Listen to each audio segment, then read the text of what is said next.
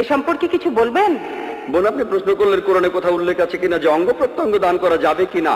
পবিত্র কোরআন বা সহিহ হাদিসে কোথাও অঙ্গ প্রত্যঙ্গ দান করার ব্যাপারে কিছু উল্লেখ নেই। তবে মুসলিম পণ্ডিতরা একসঙ্গে বসে অনেকগুলো কনফারেন্স করেছেন মক্কায়, রিয়াদে, মালয়েশিয়ায়, আর বিশেষজ্ঞরা একমত হয়েছেন যে অঙ্গ প্রত্যঙ্গ দান করা বা সংযোজনের অনুমতি আছে যদি তিনটি শর্ত পূরণ করা হয়।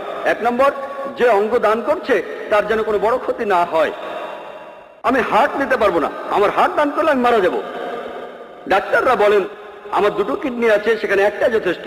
ধরুন আমার মার 2টো কিডনি নষ্ট, তাকে একটা কিডনি দিতে পারি, তাহলে তিনিও বাঁচবেন, আমিও বেঁচে থাকবো। তাহলে 1 নম্বর পয়েন্ট, যে অঙ্গ দান করবে তার জন্য বড় কোনো ক্ষতি না হয়। 2 নম্বর পয়েন্ট, যার শরীরে অঙ্গ সংযোজন হবে তার জন্য এটা খুবই উপকারী হবে। 3 নম্বর পয়েন্ট, কোন রকম টাকা পয়সার জন্য অঙ্গ দান করা যাবে না, কেউ কিডনি বেচতে পারবেন না। এই 3টে শর্ত পূরণ হলে বিশেষজ্ঞরা বলেন এই নিয়মে অঙ্গ প্রত্যঙ্গ দান করা